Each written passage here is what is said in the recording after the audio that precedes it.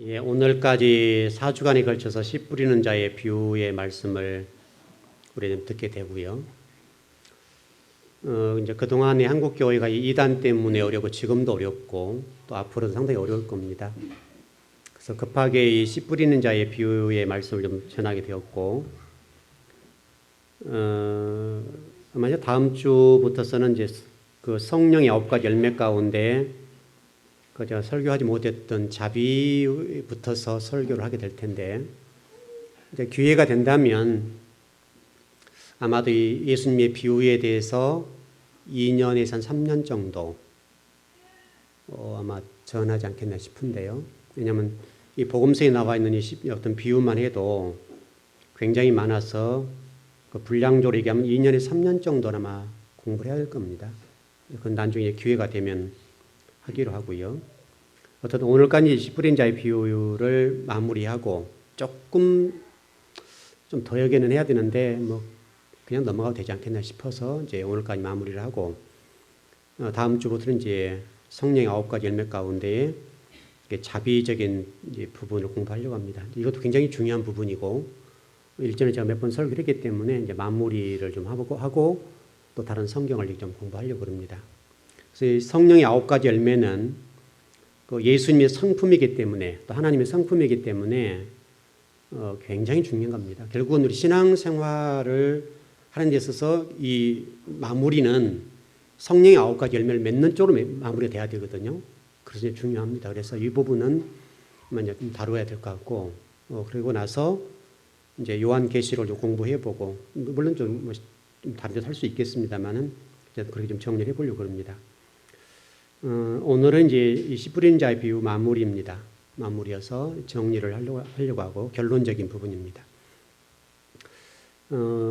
어제 TV를 잠깐 보니까 이 북한에 개성공단에 있던 우리나라 근로자들과 사업장들이 이렇게 뭐 피난민처럼 짐들 사고 나오더라고요. 굉장히 좀 그랬어요. 우리나라에서 지금 그 얘기를 들어보니까 북한에다가 기업들이 한 1조를 투자했더라고요.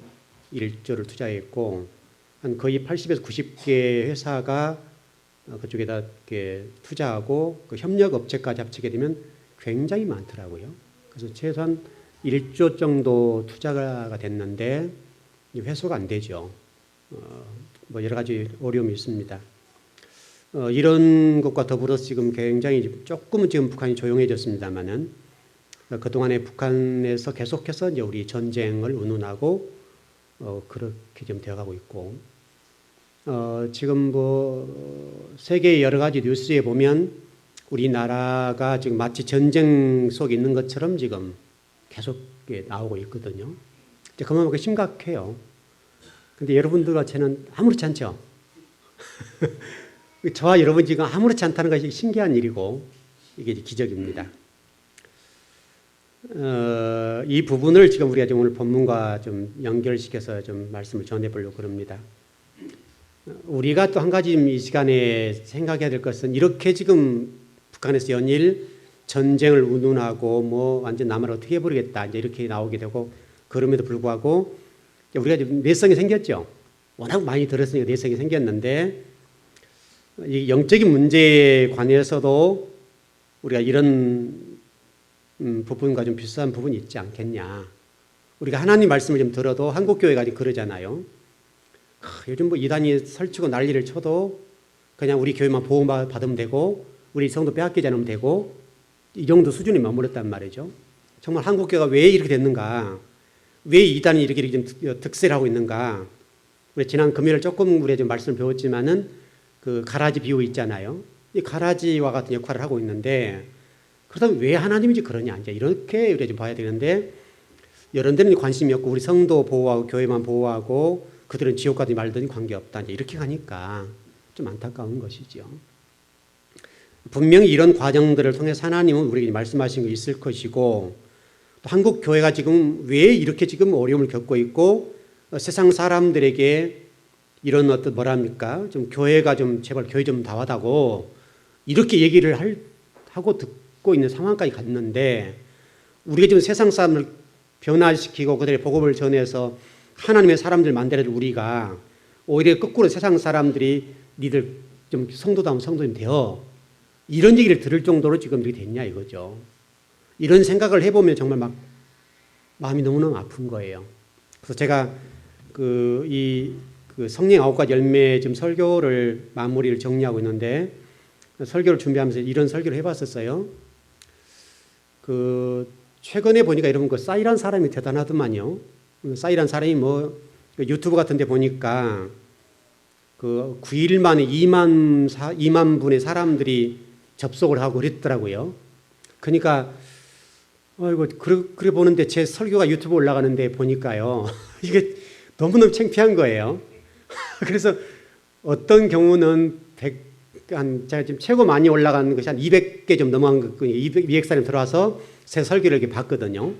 그게 일전에 출애굽기 설교할 때 모세의 유언 일어나면 설교를 했던 적이 있는데, 그게 유튜브에 올라가서 최고로 많이 들어오고 200개가 넘었어요. 그리고는요 40회, 50회, 20회, 30회 그러거든요. 그러니까 이게 게임이 안 되는 거죠 지금 이게. 그래서 너무너무 목사로 자존심 상하는 거예요. 저는 지금 평생 동안 성경을 연구하고 정말 심혈을 다해 설교를 해서 전해주는데 2억 명의 사람들이 유튜브에 들어와서 접속을 했는데 그 가운데 그리스도인 없냐고요. 엄청나게 많을 거 아니에요. 근데 제 설교는 정말 심혈을 다하고 목숨을 걸고 정말 제 생애를 다해 설교를 준비했는데 불구하고, 물론 인지도가 낮지요. 인지도가 좀 낮아서 좀 급이 다른가 보죠. 급이 달라서 그렇긴 그런데, 그래서 너무너무 자존심 상하는 거 이게. 이게 여러분 이해되시나요? 싸이는 젠틀맨인가 들고 나오고 강남스타일 들고 나와가지고 연일 막 펑펑 뛰고, 전번 금요일 설교 끝나고 제가 들어가서 싸이 콘서트인가 월드컵 경기장 하더라고요. 그거 좀 녹화된 걸 봤는데요. 뛰어 하니까 사람들이, 그 많은 사람들이 다 뛰더라고요. 이렇게 다 뛰고 이게 젊은 사람 늙은 사람 할 것 없이 그냥 아주 미친 사람들이 됐더라. 미친 사람들이 별로 메시지도 없잖아요. 뛰어 하니까 다 뛰고, 1층 뛰어 2층에 뛰고, 2층 뛰어 2층 뛰고, 3층 뛰어 3층을 뛰고, 그 난리를 치는데 메시지가 있으면 거기에 우리 생명을 살리는 메시지가 아니고 그냥 젊은이가 뛰어 하니까 뛰고 난리. 그래서 제가 쎄라고 좀 봤는데요. 참, 그래서 너무너무 자존심 상하는 거예요 제가 지금. 저는 지금 평생을 공부하고 성경을 연구해서 설교를 하고 이렇게 그냥 설교하지 않잖아요. 일반 교회에서 하는 설교가 아니잖아요. 그럼에도 불구하고 겨우 좀 많이 올라온 것이 좀 제 자존심 좀 이렇게 살려주는 게 200회 넘는 것 정도거든요. 그리고 기껏해야 많이 들어온 사람이 한 50번 정도 설교를 다서 보니까 너무너무 작잖아요.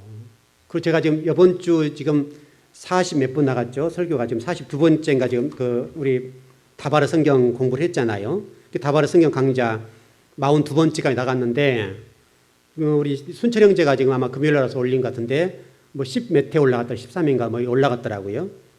그러니까 겨우 이제 우리 교회 성도도 안 나온 분들이 본 거예요. 지금 보니까 우리 교회 그날 안 나온 사람들이 제 성경 본 것에 불과하거든요. 그러니까 좀 다른 사람들이 들어와서 제 설교를 듣고 좀 뜨끔 좀 했으면 좋겠고, 우리 믿는 사람들도 와서 이렇게 신앙 사람 큰일 났네 이랬으면 좋겠는데 전혀 반응이 없거든요. 그러니까 너무너무 목사로 자존심이 확 상하는 거예요 지금 제가. 그 강남스타일 요즘 젠틀맨이 나왔는데 그 사람이 얼마나 준비했는지 모르겠지만은, 여러분 준비한 내용, 젠틀맨의 내용이 뭡니까 여러분? 여러분 생명을 던져줍니까? 전혀 그거 없잖아요. 그냥 이제 사람들, 요즘 사람들을, 젊은 사람을 자극해 주는 거잖아요. 자극해 줘요. 그게 미쳐버리는데, 생명의 말씀이라고 하는 설교, 또 다른 교회에서 갖지 않게 또 제 나름대로 지금 굉장히 오랜 기간 성경을 연구하고 또 좀 다른 교회와 좀 다르게 설교를 한다고 함에도 불구하고 그 설교를 와서 듣는 사람들이 겨우만이야 50회. 이게 확 상하는 거예요 제가. 여러분 좀 안 상하나요? 우리 즐거운 교회에 그동안에 설교를 이렇게 그동안 준비하고 연구하고 최소한도 20 몇 년 동안 제가 지금 공부를 했잖아요. 성경만.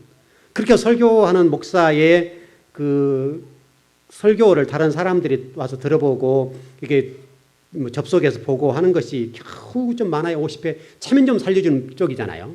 근데 뭐 저만 그러냐. 그 유명한 목사님들은 뭐 자기 교회 성도라 보니까 좀 다를 수 있겠는데 좀 꽤 그래도 큰 교회 어떤 목사님들 돌아서 보면 1회, 많이 들어야 10회 이 정도예요. 지금 이 정도. 그래서 일단 성도들이 말씀에 대해서는 좀 관심이 없는 거예요, 지금. 그래서 우리나라의 성도들이 최소한도 뭐 1,000만 명이라 봅시다. 그냥 1,000만 명 정도면 그 1,000만 명 가운데 1%만 들어도 몇 명이에요? 1,000만 명이면 1% 몇 명이죠?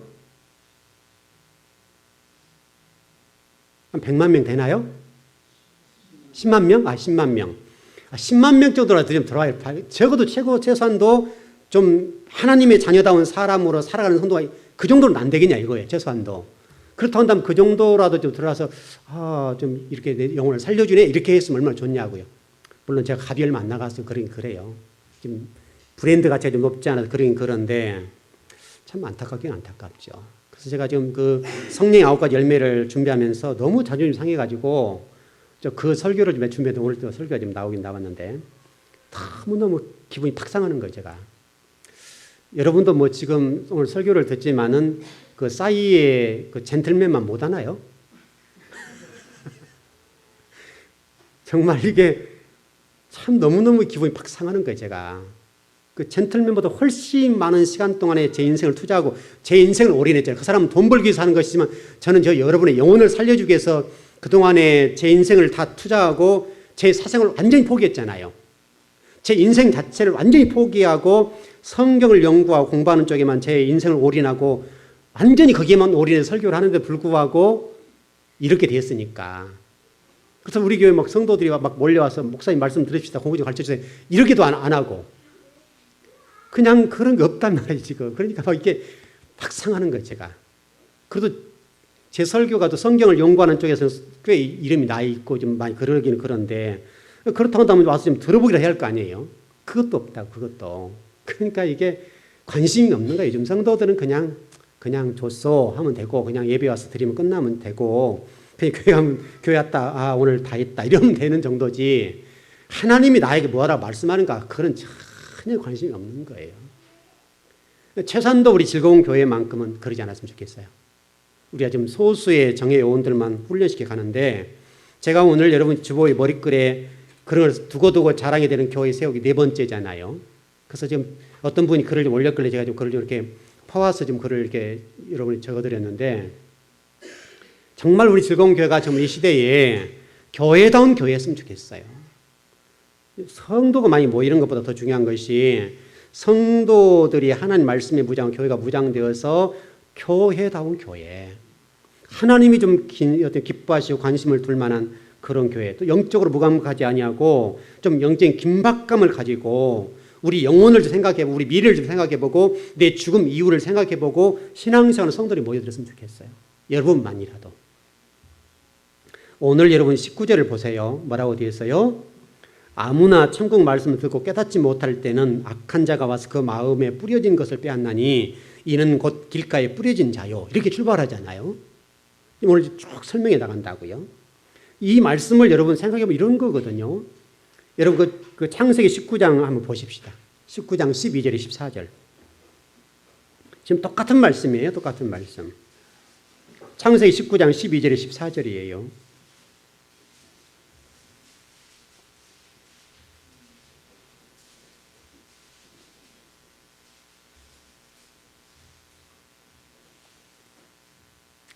같이 한번 읽어볼까? 시작. 그 사람들이 노새에게 이르되 이 외에 내게 속한 자가 또 있느냐? 내 사위나 자녀나 성 중에 내게 속한 자들을 다 성 밖으로 이끌어내라. 그들에 대한 부르짖음이 여호와 앞에 크므로 여호와께서 이곳을 멸하시려고 우리를 보내셨나니 우리가 멸하리라. 롯이 나가서 그 딸들과 결혼한 사위들에게 말하 이르기를 여호와께서 이 성을 멸하실 터이니 너희는 이곳에서 떠나라 하되 그대의 사위들은 농담으로 여겼더라. 여러분 이들이 왜 농담으로 말씀을 여겼을까요? 하나님 말씀이 떨어졌잖아요. 생명의 씨앗이 떨어졌잖아요. 구원의 씨앗이 떨어졌잖아요. 지금 소돔 고모라 땅을 하나님께 유황불로 지금 심판해 보려고 한 상황 속에 있으니까 생명의 복음이잖아요. 생명의 복음. 생명의 복음이 떨어졌는데 그의 사위들은 농담을 여겼다. 무슨 얘기예요? 그때 당시에 믿는 사람들과 롯과 그의 가족 또는 딸들과 사위들이 하나님이 천지를 창조하실 때 갈라놓았던 것들과 짝하게 되고 천지 창조할 때에 하나님의 사람들을 어떻게 살라고 말씀하셨던 그 말씀과는 전혀 관계없이 세상을 지향하고 세상을 따라갔단 말이잖아요. 그래서 세상 속에 따라가다 보니까 세상 속에 취해서 그 취한 상태에 있으니까 하나님 말씀이 떨어져도 모르고 생명의 씨앗이 떨어져도 전혀 모르는 거예요. 무감각해서. 지금 우리가 지금 영적으로만 본다면 하나님이 이 북한을 들어서 계속 전쟁을 운운하고 너희들 나만 돌받아 만들 거야, 박살 내볼 거야 라고 말씀하신 이유가 뭐겠어요? 이 내용을 우리가 꼭 단순히 북한에서 우리나라를 이렇게 한다라고 보기보다는 한국 교회와 이 민족을 향해서 제발 너희들 정신 차려. 그렇게 들리면 어떻게 좋냐 이 말이죠. 너희들 지금 믿는 자들 정신 좀 차려라. 너희들 이렇게 된다.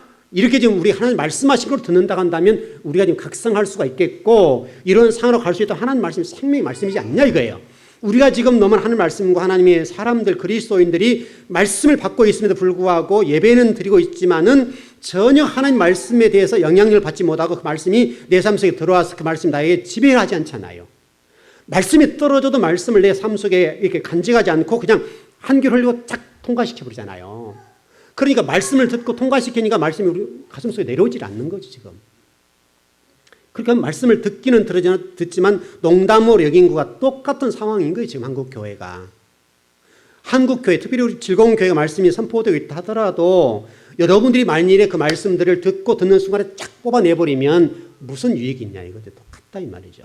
그러니까 지금 하나님이 지금 한국 교회를 향한 세상 사람들이 질타, 또 북한 사람들이 남한에 대해서 너희들 죽일 거야? 이렇게 하는 것이 그들의 음성으로 듣지 아니하고 하나님의 음성을 듣는다고 한다면 아 정신 차려야 되겠네. 이렇게 해야 되지 않겠. 여러분 이게 하나님이 자연과 이 역사를 통해서 말씀하시는 말씀이잖아요. 하나님이 그런 역사를 통해 말씀하시고 또 성경을 통해 말씀하시고 설교를 통해 말씀하시고 또 자연을 통해서 천지를 불러서 증거를 삼으시고 말씀하신다 하셨으니까 그것을 하나님 역사로 봐야 되지 단순하게 우리 인간적인 어떤 전쟁적인 상황으로만 봐서 되겠냐고요. 여러분들은 어때요 지금요? 하나님 말씀이 떨어지고 생명의 씨앗이 떨어지고 구원의 씨앗이 떨어져도 그 떨어진 생명의 말씀에 대해서 농담을 여기거나 오늘 목사님 말씀이 그냥 좀 찔리기는 찔리네.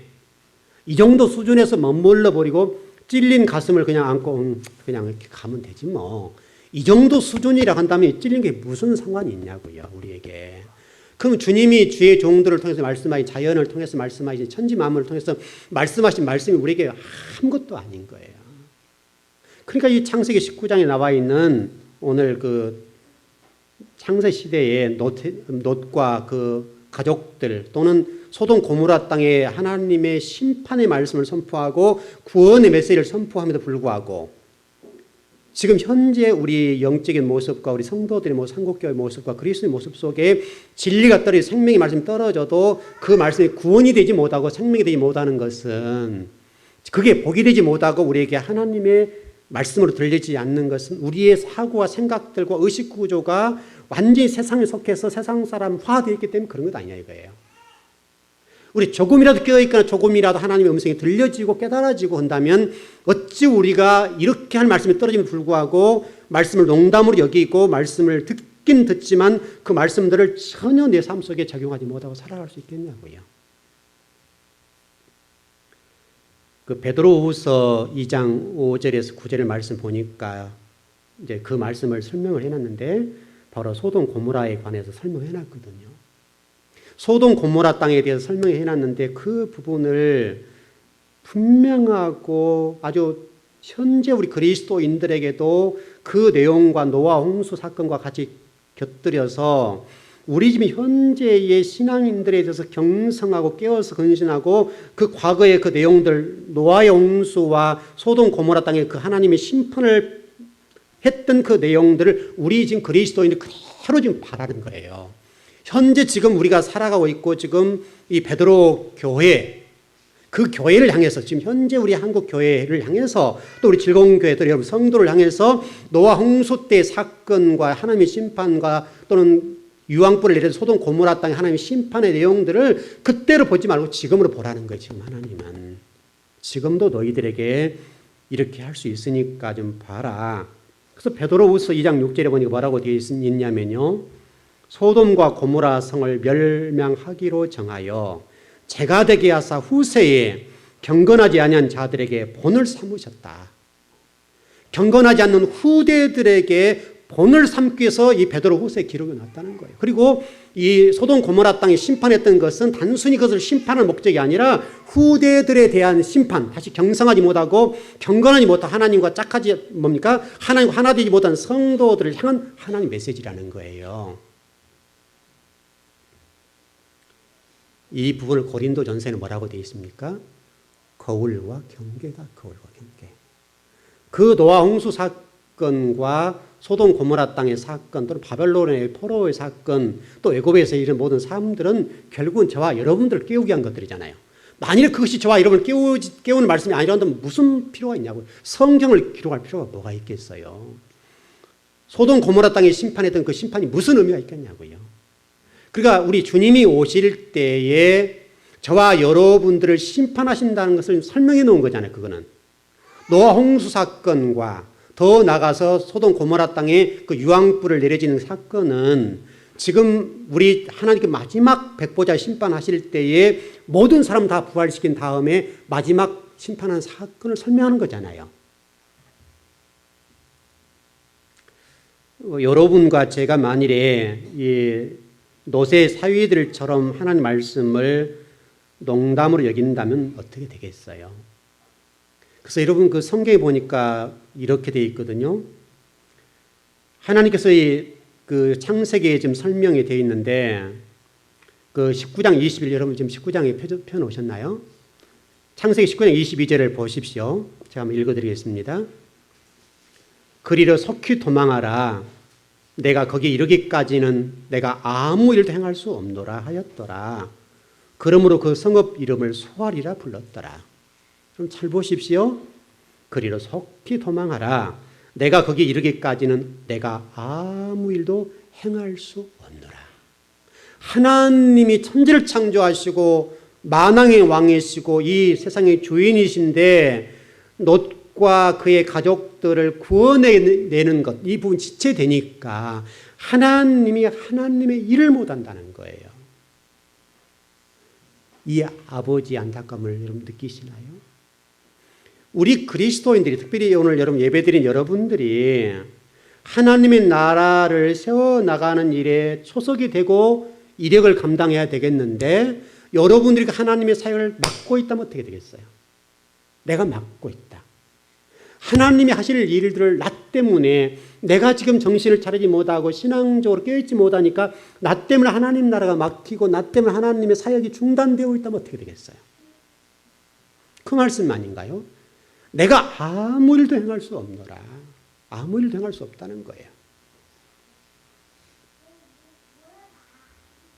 누가복음 17장 29절에 30절 한번 보시죠. 한번 찾아보십시다. 누가복음 17장 29절에 30절입니다.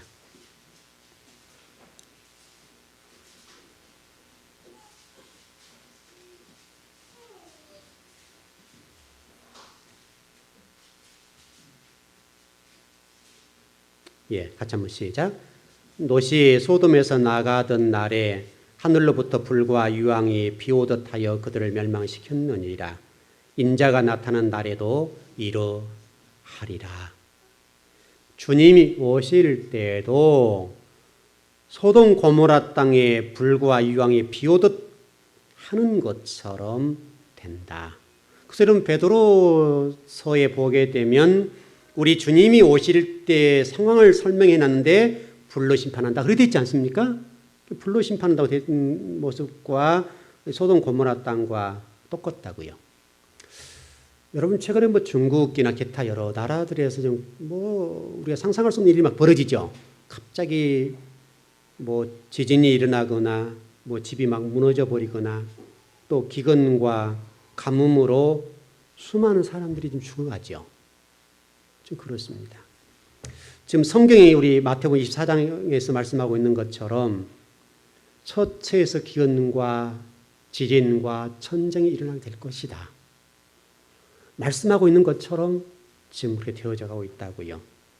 그래서 여러분들이 지금 현재 내가 지금 안전하고 내가 평안하다고 우리 신약 성경의 서신서의 말씀과 같이 안전하다 평안할 때 조심해라 라고 하는 말씀이 있는 것처럼 저와 여러분들이 지금 그런 처처에서 기근과 지진과 전쟁이 일어난 상황을 보면서 또 북한이 지금 연일 우리나라에 대해서 이러저런 얘기를 하는 것을 보면서도 우리가 깨닫지 못하고 영적으로 무감각하고 전혀 정신을 차리지 못하고 신앙을 깨어나지 않는다고 한다면 어떻게 되겠어요? 그 결과가. 그래서 히브리서 9장 27절에는 이런 말씀이 있습니다. 한 번 죽는 것은 사람에게 정해진 것이요 그 후에는 심판이 있다. 저나 여러분은 죽잖아요. 저도 죽고 여러분도 죽습니다. 그러나 문제는 죽는 거로 끝나는 게 아니라는 거예요. 죽고 나서 반드시 한 번 심판이 있다는 거예요. 심판이 있는데 그 심판에 대해서 우리가 좀 소홀히 하는 경향이 많이 있어서 안타깝다. 그런 것이죠. 그래서 지금 많은 교회와 또 성도들이 또 우리 목회자도 마찬가지지만은 여러분 지금 이런 설교가 좀 듣기 괜찮나요? 별로 유쾌하지 않죠? 별로 유쾌하지 않을 거예요. 제발 좀 복 좀 선포해 줬으면 그거 있잖아 우리 마음속에. 오늘 참 목사님 언제나 좀 복 좀 선포 좀 많이 해줄까. 이런 심정이 우리가 있을 거예요. 그래서 지금 현대 그리스도인들이요. 지옥이나 심판, 천국에 대한 설교를 싫어한대요.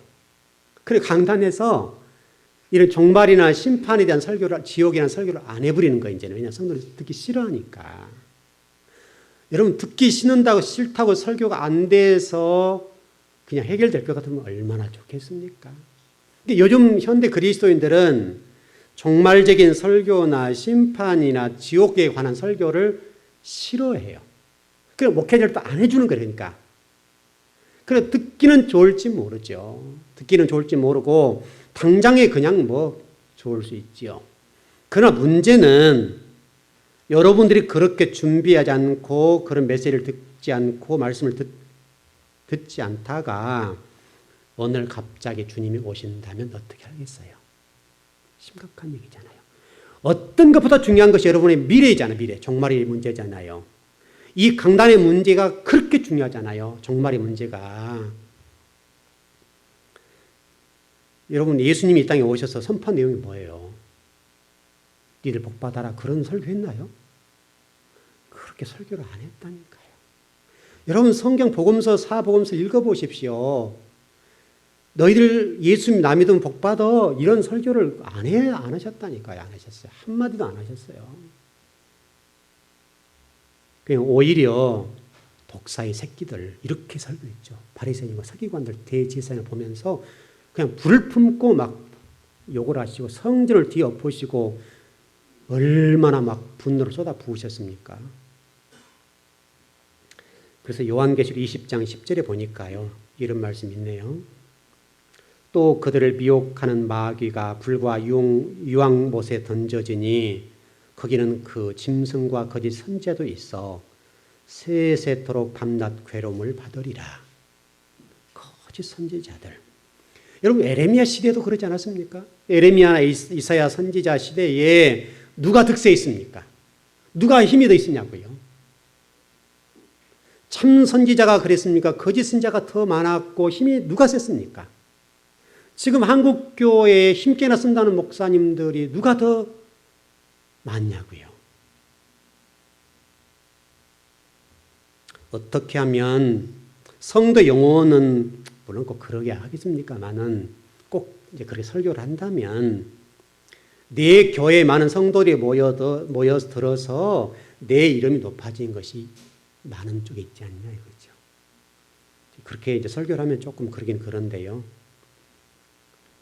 분명한 사실은 에레미야나 이사야 시대에 거짓 선지자를 득세하고 참 선지자들은 칼에 톱에 켜서 죽였다고요. 지금도 그래요. 지금도 조금 말씀을 좀 제대로 가르치려고 한다면 교계에서 쳐버리잖아요. 교계에서.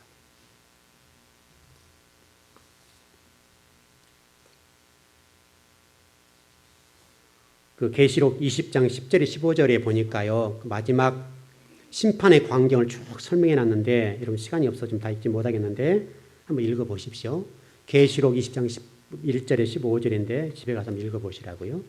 그게 마지막 심판의 과정을 쭉 설명해 놨는데 그게 설명이 뭐라고 됐는가 하면 둘째 사망에 대해서 설명해 놨어요. 첫째 사망이 있고 둘째 사망이 있다고 보겠는데 첫째 사망은 자연 사는 거. 어쨌든 우리가 살다가 내 생명이 다해서 죽는 거. 이게 첫째 사망이라고 할 수 있겠고요. 둘째 사망인데 둘째 사망은 그 죽었던 영혼들, 예수를 믿었던 믿지 않았던 죽었던 영혼들이 부활하잖아요. 부활해서 마지막 우리 하나님이 심판하실 때에 백보자대 심판이 있다고요. 바로 이 심판에서 천국행, 지옥행이 갈라지는 거죠. 바로 이 문제를 설명하는 거예요. 이때 둘째 사망에 대해 설명하는데 그때 이 거짓 선지자들과 예수님을 믿지 않는 영혼들, 그 영혼들은 지옥행 보내겠다. 그 얘기거든요. 물론 여러분에게는 이제 그렇게 그런 내용들이 해당이 되지 않을 줄 압니다. 그러나 그럼에도 불구하고 자 1년에 한 번에서 한 두 번 정도는 이 구원의 문제 설교를 꼭 다루거든요. 뭐 그렇지 않으면 설교할 게 많고 제 평생 설교를 다 할지 모르겠는데 그럼에도 불구하고 제가 꼭 1년에 한두 차례 구원론에 대해 설교를 해요. 아무리 바빠도. 하는 이유는 왜 그러겠어요? 제가 목양하는 이 예배당 안에 오늘 예배를 드리는 분들 가운데 혹시라도 교회는 다니고 예배는 드리고 있는데도 불구하고 예수님을 구주와 주님으로 영접하지 않는 성도가 있을 수 있다고요. 한 영혼이라 있다면 그 영혼을 위해서 설교를 하는 거예요. 이미 예수를 믿는 분들은 해당이 아니에요. 혹시라도 제가 목양하는 교회 안에 주협에 섰을 때에 야 종아 네 교회도 구원받지 못한 영혼이 있단다라고 하실까 봐서 너무 두렵기 때문에 그래서 제가 1년에 그렇게 바쁨에도 불구하고 한두 번은 꼭 설교하는데 분명한 사실은 오늘 여러분 예배당에 나와서 예배를 드리는 분들 가운데도 예수님이 나의 죄를 위해서 십자가상에서 피 흘려 죽으심으로 그 죽으심을 믿는 그것 고백함으로 구원받는 그 사실을 믿지 않는 것, 그 부분과 관련되어서 혹시라도 고백되지 않는 성도가 있다면 이 시간 믿으십시오. 아멘 하시라고요. 주님이 나를 위해서 나의 죄를 대신해서 십자가상에 죽으셨다. 그 예수 그리스도를 믿기만 하면 구원받는다고 말씀하셨기 때문에 그게 복음이잖아요. 복음이라고 하는 것은 내가 죄에 있든지 죄인이 아니든지 거룩하든지 도덕적인 윤리적인데 관계없이 일방적인 은혜잖아요. 일방적인 은혜로 우리에게 허락해 주신 것이니까 오늘 예배 드리는 분들 가운데 혹시라도 지금까지 예배를 드리고 수십 년 예배를 드리고 신앙생활을 했음에도 불구하고 말씀이 농담으로 여겨지고 내가 니들보다 훨씬 낫다. 니들 뭐 교회 와서 기도하고 뭐 금식하고 별짓들을 다 하는데 내가 세상 속에 나가서는 니들보다 훨씬 더 거룩해. 더 도덕적이고 윤리적이고 니들 세상적으로 사기치고 뭐 거짓말하고 온갖 그런 나는 그런 본 적이 없어. 혹시 그런 의 때문에 여러분들이 나는 구원받을 거라고 생각한 분 있다면 그것은 아니라는 거예요. 여러분이 어떤 그런 윤리적인 도덕적인 어떤 그런 의 때문에 구원받는 것이 아니에요. 복음은 일방적인 것이기 때문에 혹시라도 조금 우리가 그런 부분이 있다 할지라도 그러면 안 되겠지만은 그런 부분이 있다 할지라도 일방적인 은혜로 구원해 주신 그 복음 때문에 구원받는 것이지 내 의 때문에 구원받지 못한다고요. 여러분과 제가 아무리 의롭다고 도덕적으로 산다 할지라도 다 거기서 거기에요. 조금 좋을 수 있겠죠. 조금 의로울 수 있고 조금 더 윤리적일 수 있겠는데 다 거기서 거기에요. 다 여기서 여기지 뭐 저나 여러분이나 뭐 상황이 얼마나 다르겠어요. 마음속에서 화가 날 때도 있고 그런 거 있지 않겠습니까? 다 있다 이 말이죠. 그러니까 여러분의 어떤 세상적인 가치와 윤리와 도덕에 따라서 나는 니들보다 훨씬 더 그렇게 나는 구원받을 거야. 안 된다는 거예요. 조금 우리가 세상 사람 보기에 욕도 얻어먹는 부분이 있겠지만은 그렇다 하더라도 그 욕한 사람은 구원받지 못하지만 욕 얻어먹는 우리는 구원받는다고요. 왜냐하면 그것은 일방적인 은혜, 일방적인. 예수 그리스도께서 저와 여러분의 죄를 대신해서 십자가를 흘려주니까 피를 믿는 것 때문에 그 피가 나를 구원해 준 것이지 내 의와 내 의로움과 내 도덕과 윤리가 구원해 주지 않는다고요. 어떤 분이 그런 얘기를 하더라고요. 저도 이제 제가 그 얘기를 좀 들었는데, 어떤 좀 장사하신 분인데, 장사는 그분이 그 얘기예요. 우리 집에 와서 사기치고 거짓말한 사람은 교회 장로들이더래, 다. 전부 다 장로들이 와서 거짓말치고 사기치고 다 그런대요. 안타깝죠? 그러면 안 되죠. 안 되지만은, 그분 한 얘기가 그 얘기예요. 내가 그 사람보다 훨씬 거룩하다. 거룩하다. 그래도 거짓말하고 사기치는 장로는 구원받아요. 물론 그러면 안 되죠. 자, 그걸 잘한다는 말이 아니에요. 잘못한 거예요. 그러면 안 되죠. 적어도 예수님을 구주와 주님을 영접하고 하나님의 자녀로 거듭났다고 한다면 그러면 안 되죠. 내가 손해볼 일을 해야 되지. 그렇게 하나님의 구원사에 맡기고 하나님 나라가 맡기게 되면 안 되죠. 그것을 잘했다는 말이 아니에요. 그러나 내가 그보다 더 도덕적으로 열개도 더 내가 노력하고 열심히 살아서 먹고 산다. 등치고 사기치진 않는다. 나는 그래서 교회 안 다녀. 그래도 그분은 지옥 간다고요. 조금 그래도 그분은 천국 간다고요. 잘했다는 얘기 아니에요, 여러분? 또 여러분 또 그것을 힘을 얻어서 또 열심히 그래서 살아야 되겠구나. 힘을 얻으라는 말이 아니에요. 부끄럽게 생각해요, 부끄럽게. 부끄럽게 생각을 해야 되지만은, 그러나 복음은 그런 영혼도 하나님 품으세요.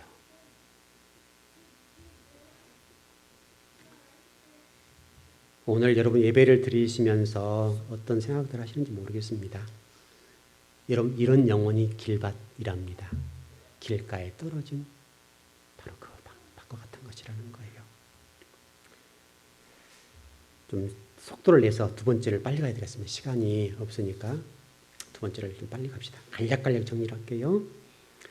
두 번째 돌짝에 관련된 것인데, 이 돌짝이라는 것이 뭐라고 되는가 하면, 말씀을 기쁨으로 받았는데 환난과 핍박이 닥치니까 넘어져 버렸다는 거예요. 이렇게 되어 있습니다. 이것은 이렇게 좀 설명이 되면 될 것 같습니다. 출애굽기 14장 10절에서 12절인데 여기 내용이 보니까 뭐라고 되어 있는가 하면, 애굽에서 구원해 주었는데 광야에 나와서 원망 불평했더라 이 말이잖아요. 조금 환경이 어려워지니까 조금 어떤 핍박이 오게 되고 어떤 뭡니까 광야에 가니까 먹고 살 힘든다는 말이죠. 왜냐하면 이것은 훈련 장소니까. 그 광야라는 자체가 훈련한 장소고 우리를 완전히 쓴뿌리 뽑아내는 장소잖아요. 그러니까 애굽에서 구원해 준 것을 생각하지 아니하고 지금 당장 눈앞에 어려운 걸 바라보고 애굽을 동경하게 되더라 이거죠. 그게 무슨 밭이라고요? 돌밭이다. 돌밭.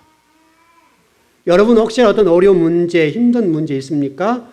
혹시 그것 때문에 말씀이 떨어지고 복음이 떨어지는데 불구하고 그 어떤 아주 미미한 그 하나 때문에 복음을 보게 하나님이 계셔? 안 계셔? 이렇게 되는 마음은 돌짝이라는 거예요.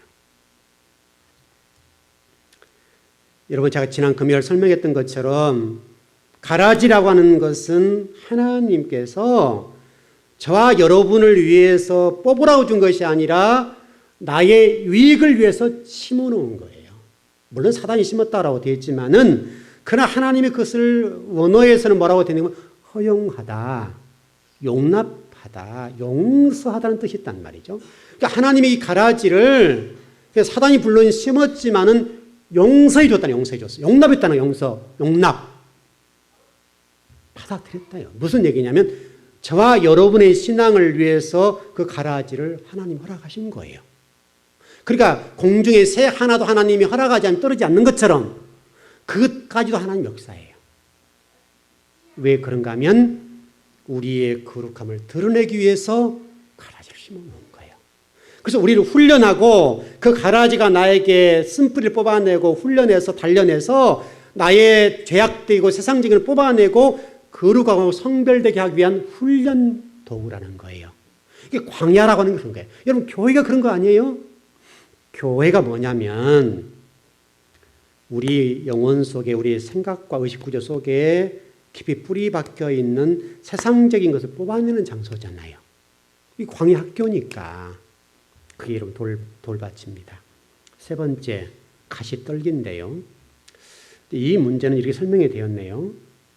세상의 염려와 재리 유혹이 오게 되니까 넘어져서 열매를 못 맺었다, 이런 얘기죠.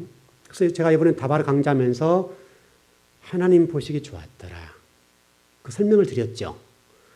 보시기 좋았더라는 그 히브리 원어를 보니까 감찰하시다, 보신다, 또 염려한다, 그런 뜻이 있다고 그랬죠. 하나님이 저와 여러분을 염려할 일이지 여러분의 재리의 문제, 물질의 문제, 어떤 염려의 문제, 걱정의 문제는 내가 할 일이 아니라고요. 그래서 우리 복음서에 뭐라고 되어 있어요?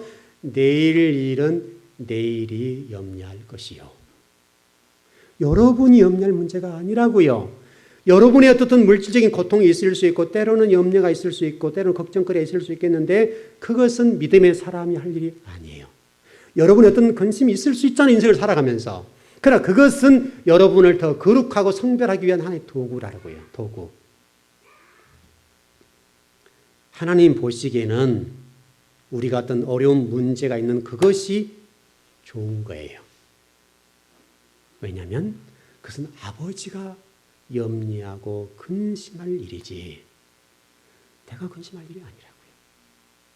여러분이 근심한다고 문제 해결할 것 같으면 금식하면서 근심하십시오. 걱정하십시오.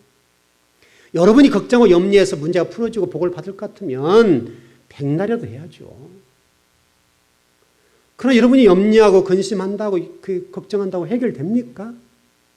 안 된다고요. 저도 꽤 인생을 살아왔고 여러분도 살아오셨지만은 여러분이 염려해서 어떤 문제가 풀어지거나 해결된 경우는 한 건도 없다고요. 하나님이 해주셔야 된다고, 하나님이. 그러니까 하나님이 염려할 일이죠. 왜냐하면 내일의 주인이 아버지니까 아버지가 염려할 일인지 왜 너희를 염려하냐, 이 얘기잖아 지금. 그러니까 여러분이 왜 하나님이 일까지 염려를 해요? 그래서 여러분 강남, 친구 따라 강남 간다, 그런 얘기도 있고 그러는데 친구 따라 강남 가면 안 되죠.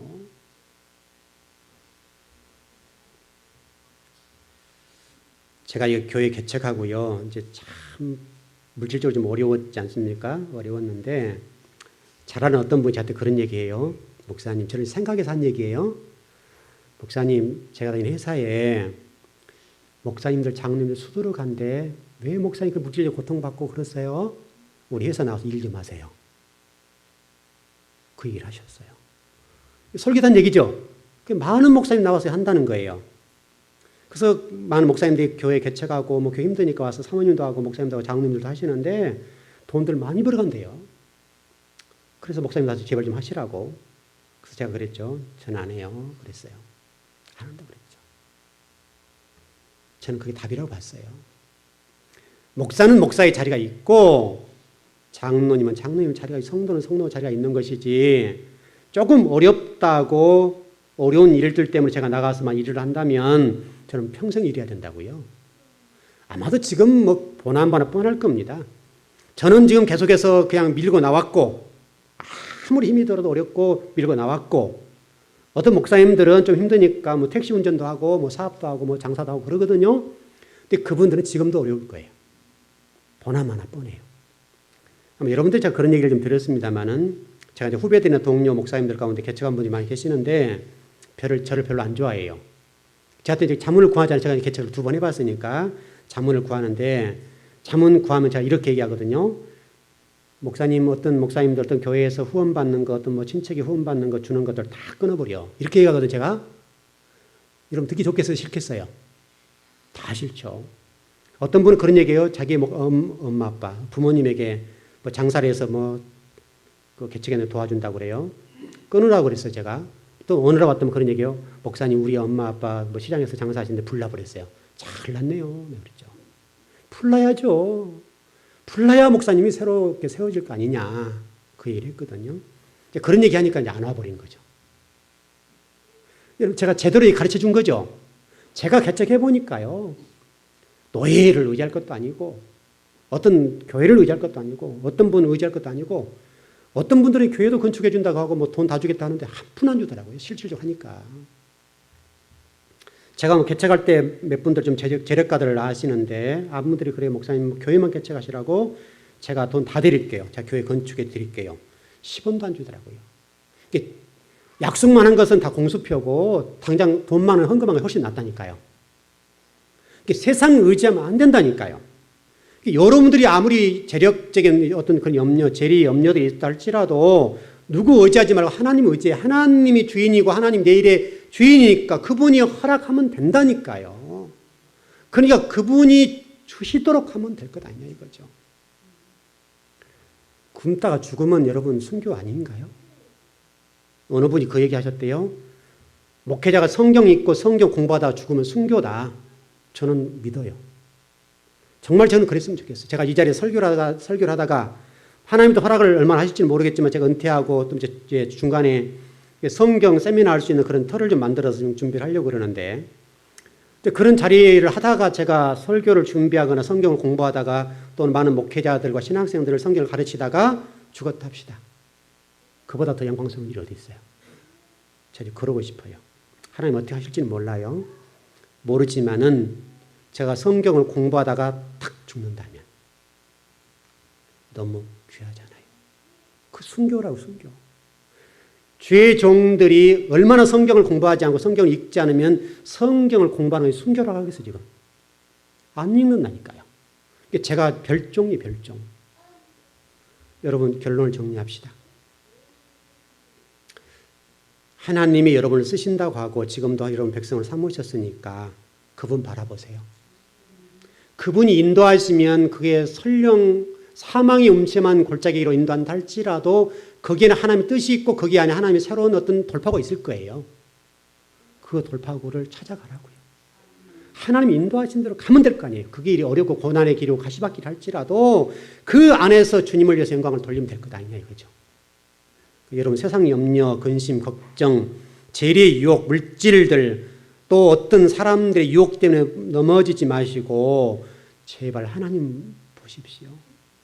그분이 말씀하신 대로 가면 설령 그것이 고난의 길이고 설령 순교의 자리가 된다 할지라도 그 자체로 하나님 영광이 될 겁니다. 우리 즐거운 교회를 그렇게 한번 가보십시다. 정말 소수의 정예의 요원들을 훈련시키고 하는 교회인데 여러분들이 그렇게만 된다고 하면 한국 교회를 변화시킬 수 있습니다. 저는 그렇게 생각합니다. 하나님이 600년, 500년, 400년에 한 명씩을 쓰셨잖아요. 가능성이 있고 말고요. 10,000명이 모이면 뭐다고 10만 명이 모이면 뭐다고 1000만 명이 모이면 뭐 할 겁니까? 다 가짜들 모이면 소용없다고요. 참성도 한 사람이면 족하다고요. 여러분이 그 한 사람이 되십시오. 그 한 사람이 되어서 하나님 나라를 멋지게 세웠으면 좋겠습니다. 기도하겠습니다.